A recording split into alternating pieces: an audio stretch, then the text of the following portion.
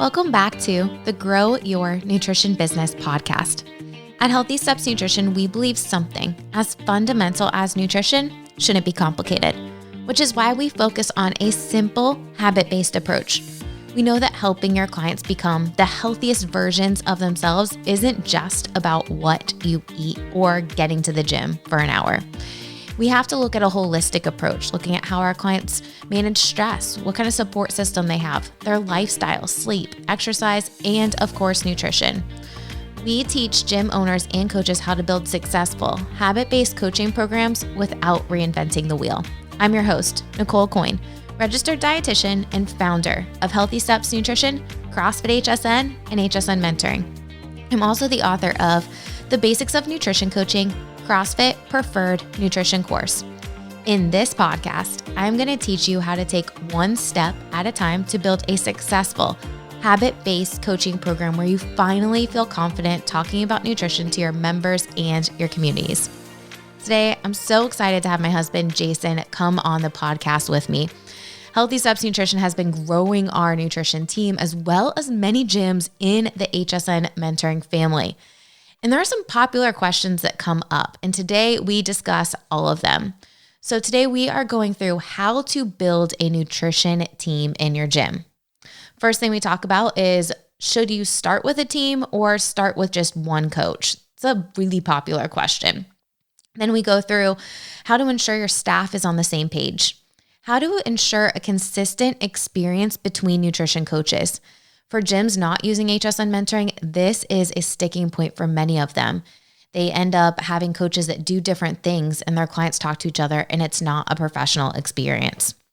We also talk about how to grow your team, how to ensure that consistent experience. How should you add people to your team, and when should you do it? This episode is a great episode for all of these gyms that are growing nutrition coaching programs. I'm so excited that gym owners are seeing the potential of adding a solid front end offering that encompasses nutrition, fitness, and accountability.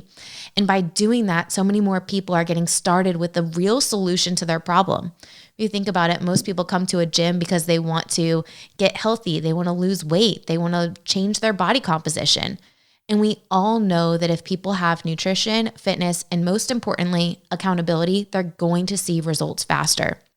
That means they're going to refer more people, they're going to stick around longer, and your business makes an additional revenue stream. Enjoy this episode. I want to give you a sneak peek to what Jason and I talk about at the end. Healthy Steps Nutrition hosted live workshops for gym owners and coaches pre-COVID. It was probably one of my favorite times of the year, getting our staff together, getting all of these coaches and gym owners together. And we are finally going back to the first in-person live workshop. It is going to be held on September 16th and 17th in Nashville, Tennessee. We announced it to our mentoring program not that long ago, and everyone is just super excited. We already started selling tickets for the mentoring program. There are only 200 tickets available. If you are a gym owner or coach in the Healthy Steps Nutrition family, definitely grab your ticket now. We are releasing tickets just to the mentoring family now. Public tickets will start on March 1st if you are on the wait list. So if you are a gym owner listening to this podcast and you're like, I'm not an HSN mentoring client, but I would love to come to this workshop, go ahead and click the link in the show notes and you can get on the wait list so that you can make sure that you can grab a ticket.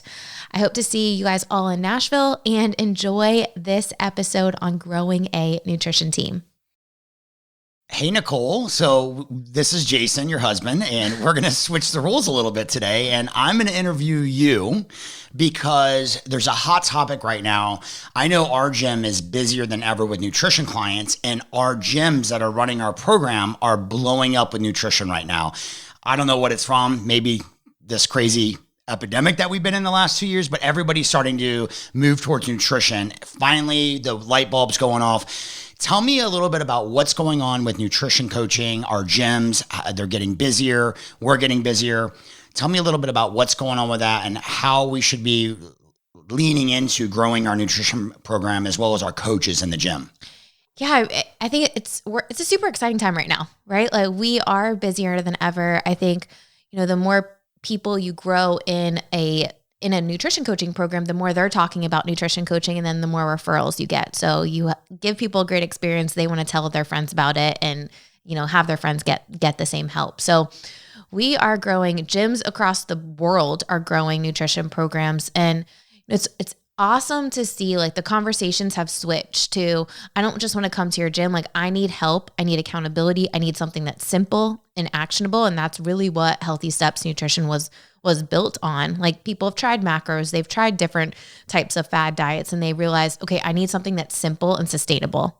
And that's how we help them. So, growing a team is really important to do it in the right way, because if you start off with a huge team, you could have a lot of inconsistencies with your program, and you don't want your program to stop because your coaches are at capacity, right? And I think that's the biggest thing when we look at adding people to a nutrition team is I don't want someone to have to wait to get started because we don't have the availability in our schedules to get someone started.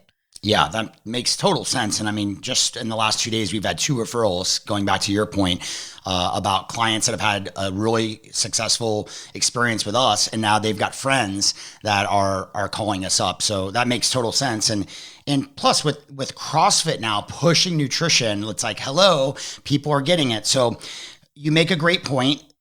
I have a question for you. Should you start with a team, or should you just start with one person? So that's a great question. I think this is a question that comes up a lot of times with free calls when I talk to gym owners. They're like, oh, I want to get my whole staff to be doing nutrition coaching.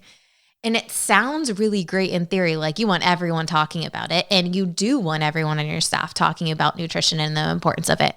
But the skill set to be an effective nutrition coach is not the skill set to be an effective CrossFit coach.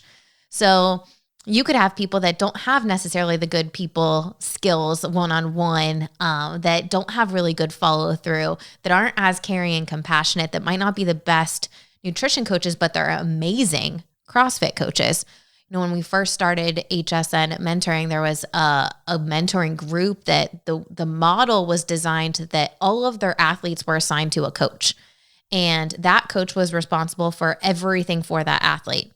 The problem with that method was not all of those coaches were good nutrition coaches. So people didn't have a great experience. And there were so many people on this ship of nutrition coaching, but no one leading the ship. So we took a few steps back and we're like, okay, wait a second.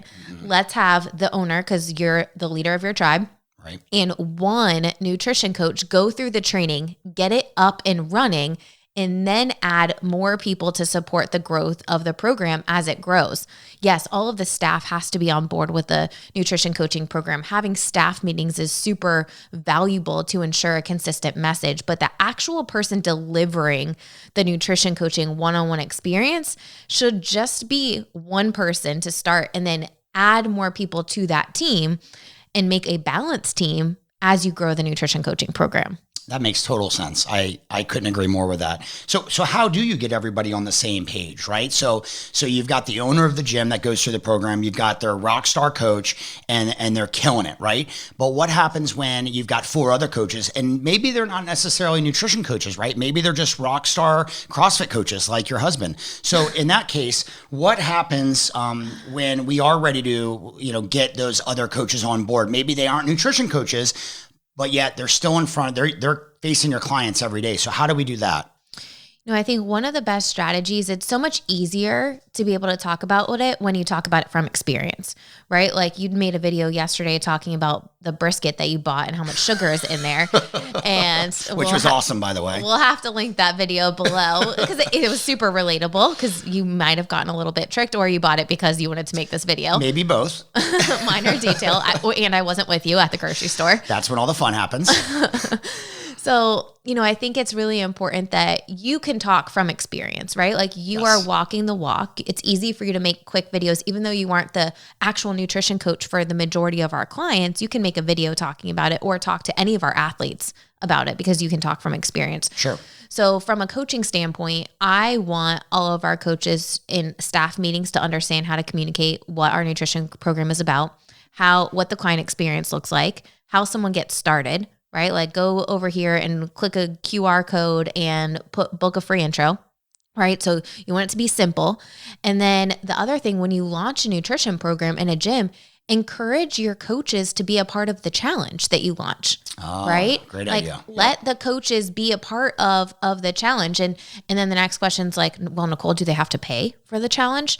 And, there's two different ways to kind of think about it. My personal opinion is that coaches need to pay what you pay the nutrition coach. Yeah. Like the nutrition coach is valued for their time. You as a business owner are going to actually benefit more from your coaches doing the challenge than you would financially. Like don't worry about the profit margin that you would make on them signing up for the challenge. Exactly. I'm not worried about that. Yeah. I'm not worried about that at all. Right. I care more that they see it from experience, Yes. that they're in front of all of the people in the class talking about it Yep. and excited about it.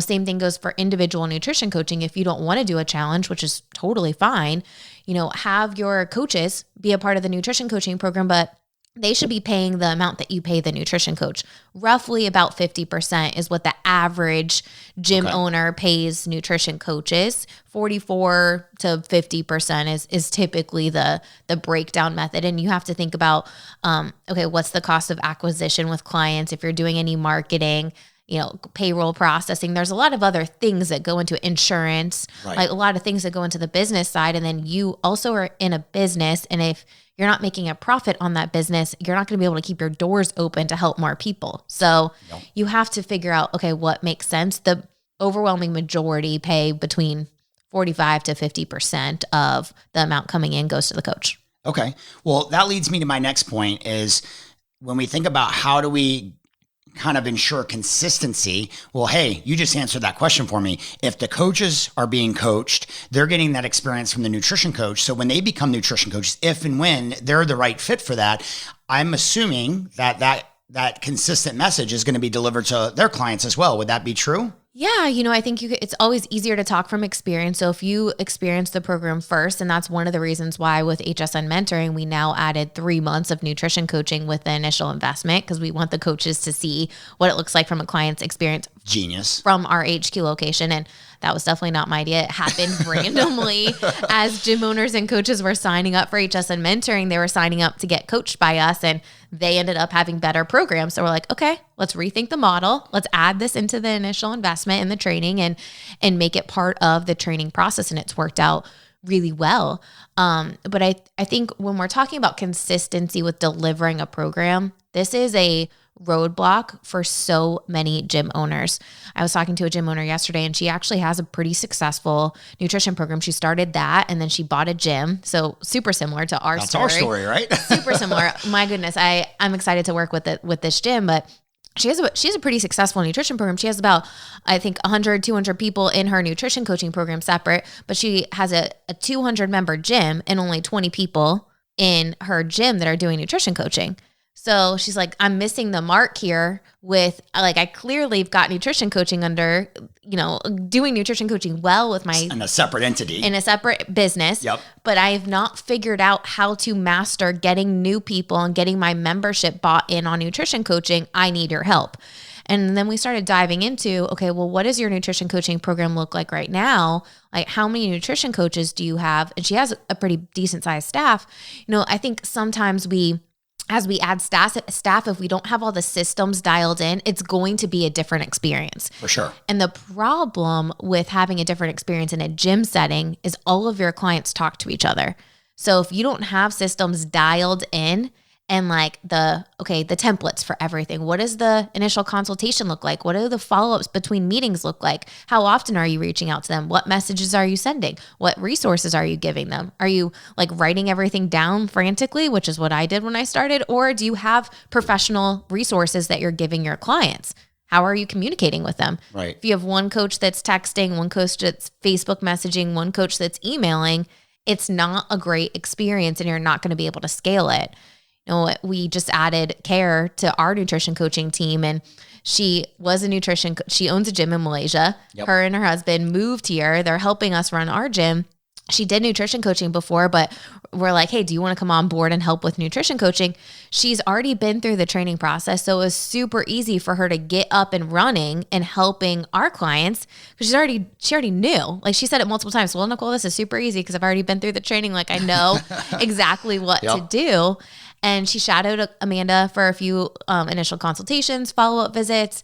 And then I had a call with her yesterday. I'm like, all right, here's the quick links to everything that you need. Here's your timesheet. Here's this, here's that. Here's your, resources. Here's the forms. It's going to be not exact because she's going to have different cues than Amanda. Consistent. It's going to be a very similar experience with every one of our coaches because we have the systems in place. And most gym owners don't do that because that's not they're worried about classes being consistent. The 6 a.m. class looks very similar to the 6 p.m. class. That's what I'm looking for, right? It's funny that you mentioned that. It's because as a gym owner, we've got enough on our plates, right? And the last thing I want is, our members are texting each other. They're hanging out, going out on weekends. They're all hanging out. I'm not privy to those conversations. And the last thing I would want is our clients going, well, I want this coach or I want this coach because there's a different delivery of that service, right? So, man, you make a great point. I think that's very important.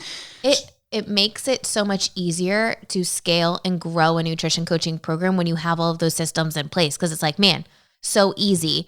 When we have new gyms sign up for HSN mentoring, we guide them to have one coach go through the initial training and one like the gym owner. Right. So they go through the initial training, get the program up and running, and then add coaches. And what it looks like from a coaching perspective is they go through the same online training. They have a coach evaluation with us, with our dietitian on staff, and go back and listen to last week's episode where we talk about the coach evaluation with Kayla. But I want to ensure that they're able to apply all the information, that it's a consistent experience, that they're confident, right? Like the last thing you want to go do is sit down with someone who's not confident in the service that they're delivering. If they're stumbling all around and you're paying $200 a month for nutrition coaching, I'm gonna be like, what am I paying for here? Right? Like your first impression is so important. You need to be confident delivering an awesome experience. Heck yeah. So what do you look for when you're growing a team? What are, we've got coaches, and you just mentioned, we just brought Kara on, but obviously that's an easy one because she's already owned a gym. She's been a nutrition coach. She's run our program before. Let's pretend that she didn't. What are things that we're looking for when we grow that team? First thing I look for is the soft skills. Like, can you hold a conversation? Yes. Can you, are you just saying yes, or are you digging deep? Like, are you, able to hold a conversation with someone? Are you a people person? Do you have the soft skills? Do you care? What about positivity? I mean, I think that's such a big, important role too. I mean, I see Amanda and like some of the things that I'll have a client come out and go, I go in there and I say, man, I just had a rough week. And the first thing she does is start bringing out bright spots. She makes me feel like even if I beat myself up, she's going to look for the bright spot. Like, is that important as well? I mean, yeah, you have to be a bright spot engineer. You always have to find the positives. Like, you have to be a cheerleader. You have to be motivating for people because the truth is, changing habits and changing your lifestyle is tough and people beat themselves up. So you have to be that positivity and figure out how to navigate a plan with them, not for them. Yeah, for sure. I know I beat myself up better than anybody can beat me up. So, and that's probably most people, right? Yeah, I think that's a really important thing. And then as you're growing a team, I think the other thing that you need to look at is figuring out what is the current team most passionate about. So like if we look at our team, Amanda is so passionate about hormone health and women's health and families and kids. She is not as passionate about performance nutrition. That's why we have another dietitian that's dialed in for performance nutrition though, right? We've got Brittany, who's super passionate about blood glucose management, and she's super passionate about performance nutrition. She's a CrossFit coach. She's a pro athlete. Like if we have a person that needs that type of nutrition coaching, they're going to go to Brittany. That's her niche, right? We've got Angie, who's really passionate about vegetarian, vegan, plant-based. Yep. And she's super good with relationships. Like she's got clients that have been with her for 3-4 years. And Liz is amazing with like mindfulness. So, when you look at how you build a team, I would be talking to my current coaches, dietitians, like, what are you most passionate about? If I could give you your ideal client, what would it be? Right. What is the least type of client that you're not passionate What's not your about? jam? Like, I personally am not super passionate about helping. Not that plant-based is something that I respect whoever does plant-based, but I'm not super educated in that field. Like, right. I'm not going to say like, hey, yeah, give me all the plant-based clients, because it's going to be a lot of work for me on the back end, because I'm not super uber familiar with all of that. Right.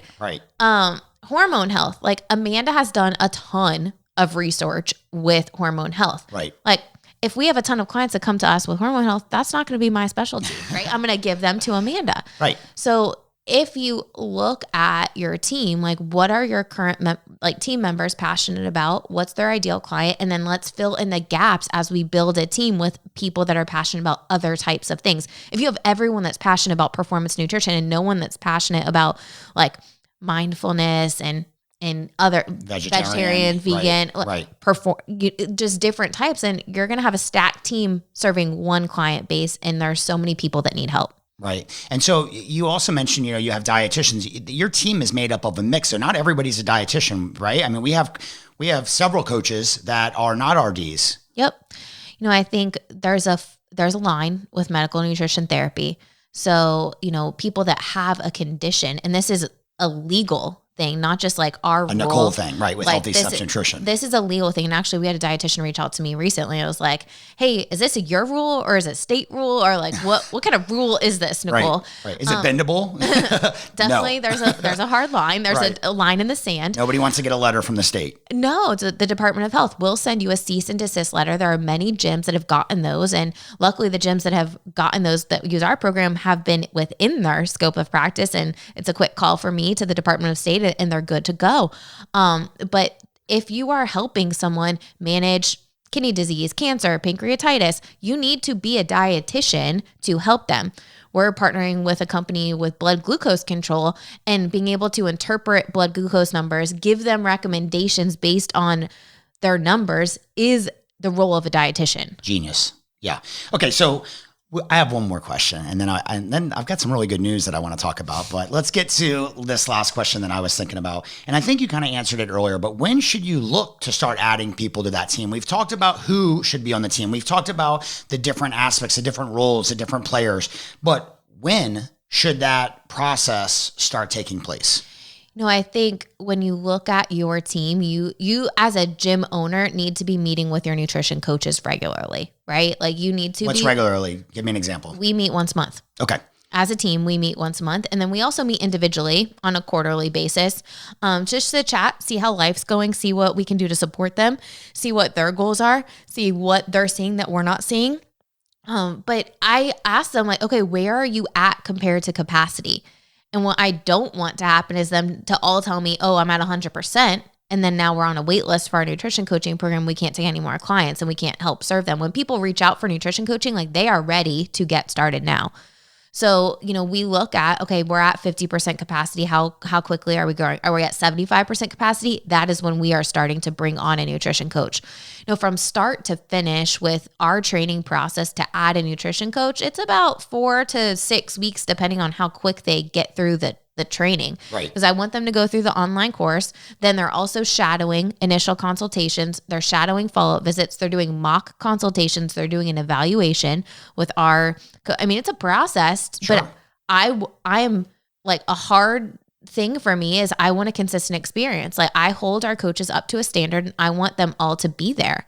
So if they're going to represent our company and our brands, like, we have to be delivering a really great experience to the consumer.